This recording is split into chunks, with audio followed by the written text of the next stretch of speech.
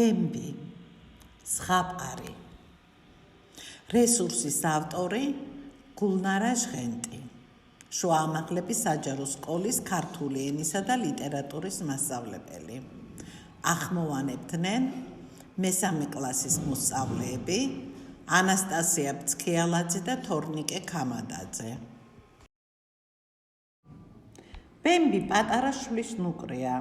ის უღრან ტყეში დაიბადა და ამ ტყეში დაიწყო ბემბის ბავშვობა. ბემბი მორჩილად მისდევდა დედას. მოულოდნელად მზის სხივებით გაკაშკაშებულ მინდორზე გავიდნენ. დედას სახე გაუმკაცრდა და სმენა გაამახვილა. ბემბიც დაიძაბა. ძირს დაცემულიც რომ ვნახო, მაინც უკან მოუხედავად გაიქეცი. მინდორზე ყოფნა ძალიან საშიშია. გასაგებია? დიახ, თქვა ბემბი ჩურჩულით. წინა ზამთარს შვლები მონადირეს რომ გაურბოდნენ, ბემბის ბიძაშვილი, სუსტი და მოუხერხებელი გობო თოვლში ჩაეფლო და მეორე დღეს ვეღარ იპოვეს.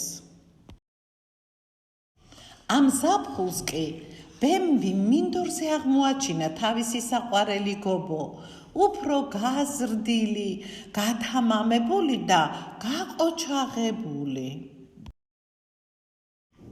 ტყის ბინადარნი შეიკრიბნენ გობოს ამბის მოსასმენად. გობომ დაიწყო. თოვლში ჩაფლული ძაღლებმა მიპოვეს. დაგლეჯას მიპირებდნენ. მაგრამ მოვიდა ადამიანი, ხელში ამიტაცა, მკერდზე მიმიკრა და წამიყვანა. მასთან თბილოდა, მაჭმევდა წაბლს, კარტოფილს, თალგამს, ტკბილთილასაც კი. არ გეშინოდა? ჰკითხეს აქეთ-იქიდან. არა, ადამიანი კეთილია. სულ მეფერებოდნენ, ისიც და მისი შვილებიც. გობო, ეს რა ზოლი გაქვს კისერზე? ჰკითხა ჯოგის ხნიერმა წინამძღოლმა. ეს კისერზე ლამაზი მარყუჟი მეკეთა და იმის ნაკვალევია. უბედური. ჩაილაპარაკა წინამძღოლმა და იქაურობას გაეცალა. რად ვარ მე უბედური? ძალიანაც ბედნიერი ვარ. მე გაცილებით მეტი მინახავს, ვიდრე თქვენ ყველას ერთად.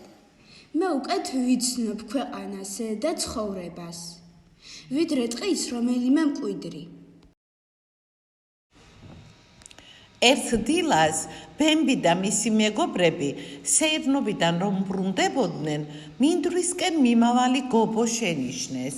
სადაც მზე ამოვა გობო, ამ დროს არავინ გადის ველზე. გაიგონეთ ხილის შემზარავი ხმა, ეს საფრთხის ნიშანია. შესძახა ბემბი. მართლაც მალეთ ხმელასთან ადამიანიც შენიშნეს. შვლები დაიმალნენ. მე კი მას მივესალმები, თქვა გობომ. შუა მინდორში გავიდა და მხიარულად დაუქნია თავი ვიღაცას. სწორედ ამ დროს დაიქუხა.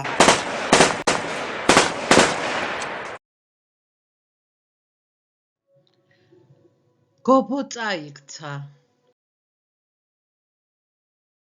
სწრაფად წამოხტა და ფეხარეული ტყისკენ გამოქანდა. ბებერ მუხასთან გობო დაეცა. მან ვერ მიცნო. ძლივს წარმოს თქვა დაჭრილმა.